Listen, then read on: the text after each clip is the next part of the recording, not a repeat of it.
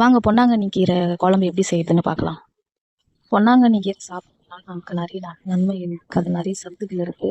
அதில் என்னென்ன நன்மைகள் இருக்குன்னு வீடியோ கடைசியில் சொல்கிறேன். வாங்க இப்போ எப்படி செய்யுதுன்னு பார்க்கலாம். அதில் இருக்கிற இலையை நல்லா பறித்து எடுத்துக்குங்க. அதை ஒரு நல்ல தண்ணியில் வந்து நல்லா க்ளீன் பண்ணி எடுத்துக்கு, நல்லா அலசி எடுத்துக்கோங்க. இந்த மாதிரி கீரையெல்லாம் நம்ம வந்து வாரத்தில் 2 நாள் எடுத்துக்கிட்டாலே நம்ம உடம்புக்கு ரொம்ப நல்லது, ரொம்ப ஆரோக்கியமாகவும் இருக்கும். ஆனால் நம்ம இதை செய்யவே மாட்டோம். நல்லா அலசி ஒரு மண் சட்டியில் வந்து வச்சுக்கோங்க. அது கூட என்னென்ன சேர்க்கணும்னா பூண்டு கொஞ்சம் சேர்த்துக்குங்க.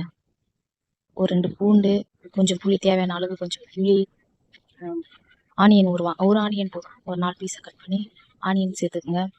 அது கூட 2 தக்காளி கொஞ்சம் கட் பண்ணி தக்காளி 2 தக்காளி சேர்த்துக்குங்க. பச்சை மிளகா 2 சேர்த்துக்குங்க. ஒரு 3 டம்ளர் தண்ணி ஆட் பண்ணி அது கூட கொஞ்சம் உப்பு சேர்த்துக்குங்க.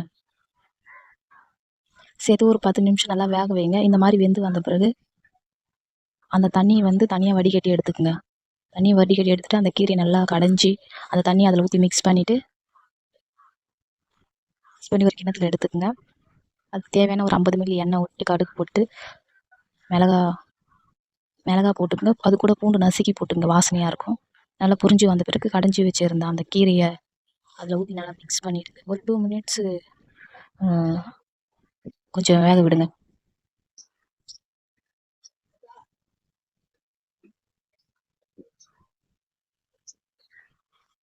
இந்த மாதிரி செஞ்சு சாப்பிட்டு பாருங்கள், ரொம்ப அருமையாக இருக்கும். வாங்க பொன்னாங்கண்ணி கீரையின் நன்மைகள் பார்ப்போம். நம்மளுடைய கண் பார்வைகளுக்கு நல்லது. நம்மளுடைய ரத்தத்தை வந்து சுத்தப்படுத்தி தரும். முக சருமத்தை வந்து பொலிவுபடுத்தி தரும் இந்த பொன்னாங்கண்ணி கீரை. நம்மளுடைய இதயத்துக்கு ரொம்ப ரொம்ப நல்லது. அப்புறம் சில பேருக்கு வாய் துர்நாற்றம் வீசும் இல்லைங்களா, அவங்கெல்லாம் சாப்பிடணும்னு வச்சிங்களேன், அந்த துர்நாற்றம் வந்து நீங்கும்.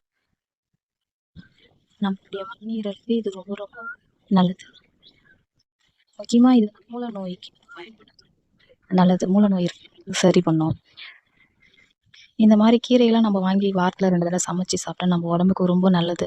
ஆனால் நம்ம அதெல்லாம் விட்டுட்டு சிக்கனு, பீஸா, பர்கரு, சில்லி சிக்கனு இந்த மாதிரி ஃபாஸ்ட் ஃபுட் ஐட்டம்லாம் நம்ம வாங்கி சாப்பிட்றதுனால நம்ம உடம்புக்கு தான் கெடுது.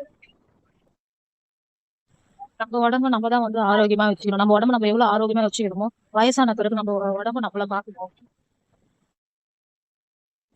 வாரத்துக்கு 2 முறை நல்லது. கிட்னி ப்ராப்ளம் இருக்கிறவங்க மட்டும் இதை சாப்பிட வேண்டாம். ஏன்னா இது அவங்களுக்கு நல்லது இல்லை. ஏன்னா இது புரோதம்